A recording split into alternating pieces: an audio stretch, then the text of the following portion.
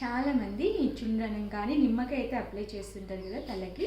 మనం అలా తలకి డైరెక్ట్ లెమన్ అప్లై చేయడం వల్ల లెమన్లో యాసిడ్ నేచర్ ఎక్కువ ఉంటుంది కదా, సో ఇక్కడ జుట్టు అనేది రాలిపోతుంది అనమాట. అలా డైరెక్ట్ అప్లై చేయకుండా కొద్దిగా వేడి నూనె తీసుకొని అందులో మనము లెమన్ పిండి వేసుకొని అప్లై చేసుకుంటే తల చుండ్రు తగ్గిపోతుంది, హెయిర్ కూడా బాగా ఎక్కువ వస్తుంది అనమాట. అలా కాకుండా పెరుగులో కూడా నిమ్మకాయ వేసి అప్లై చేసుకుంటే చుండ్రు తగ్గేసి దురద కూడా తగ్గిపోతుంది.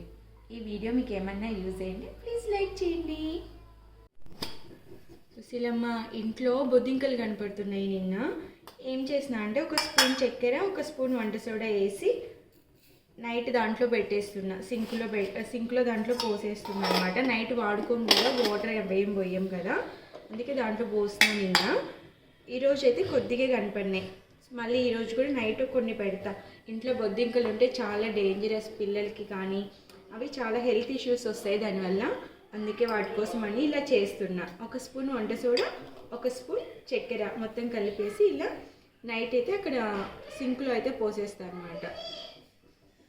ఒక సైడే తలనొప్పి అయితే వస్తుంటుంది కదా, ఈ నొప్పి భరించే వాళ్ళకే తెలుస్తుంది. టాబ్లెట్స్ వేసుకునేంత వరకు ఈ నొప్పి అయితే తగ్గదు. సో ఇలాంటి వాళ్ళకి ఒక చిన్న చిట్కా చాలా యూజ్ అవుతుంది. ఒకసారి అయితే ఇలా ట్రై చేసి చూడండి. మనము ఆవాలు అయితే ఉంటాయి కదా, ఆవాలని కొద్దిగా వేయించాలి. ఆవాలని కొద్దిగా లైట్గా వేయించుకోవాలి. ఇవి ఇలా బాగా వేడయ్యాక ఒక క్లాత్లో అయితే వేసుకుందాము. ఎక్కువ మాడిపోకూడదు, జస్ట్ లైట్గా వేయించుకోవాలి. స్మెల్ వచ్చేలాగా, ఆవాలు స్మెల్ వచ్చేలాగా వేయించుకోవాలి. వేగిపోయాయి కదా, వీటిని అయితే ఒక క్లాత్లో అయితే కట్టేసుకుందాము.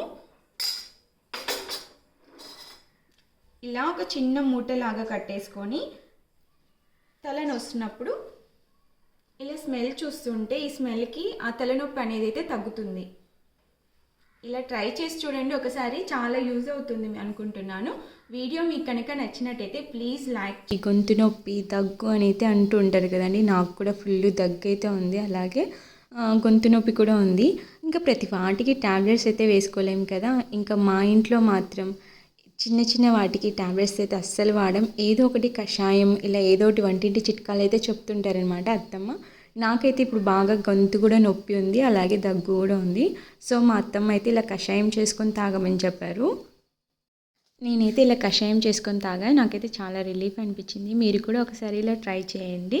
మేమైతే చాలా వాటికి ఇలానే ట్రై చేస్తుంటాం. చిన్నపిల్లలకి ఆకలి పెరగాలన్నా, కడుపు నొప్పిస్తుందని అన్నా ఏదోటి ఇలా కషాయాలు అయితే చెప్తుంటారనమాట. అంటే నొప్పిస్తాయి, ప్రతి లేడీస్కి ఇలా ఈ ప్రాబ్లం అయితే ఉండింటుంది. వాటర్లో తడుస్తుంటాము, పని చేసుకుంటుంటాం కదా, కాళ్ళు అయితే చీలి బాగా నొప్పిస్తుంటాయి.